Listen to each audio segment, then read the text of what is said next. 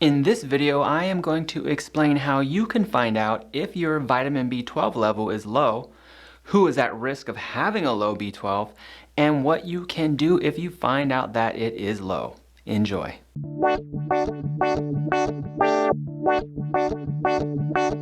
Hello everybody, Dr. Brian Dizvonic here. If you suspect that your vitamin B12 is low, all you need to do is ask your doctor to order a test to check your vitamin B12, and depending on the case, your doctor may order one or more laboratory tests. The first test often checked is your serum vitamin B12, and if your value is above 400, then you're good and your vitamin B12 is not low. If your vitamin B12 level is below 400, then your doctor may order a test called methylmalonic acid. And if that value comes back greater than 378, then that confirms that you have a B12 deficiency. Next, you'll need to figure out what's causing the deficiency. Is it due to you just not getting enough in your diet? Or is it something else, such as an autoimmune condition which could block your body's absorption of the B12? To figure this out, there are 2 additional blood tests that will need to be ordered.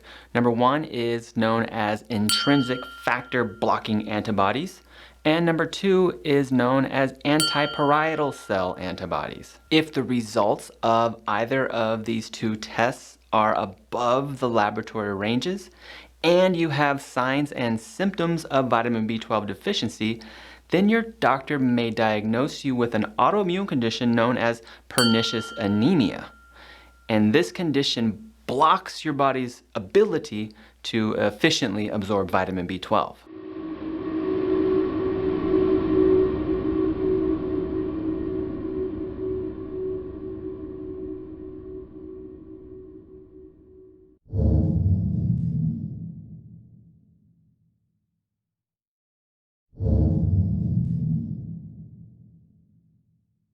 Besides pernicious anemia, there are other things which put you at risk of having a vitamin B12 deficiency.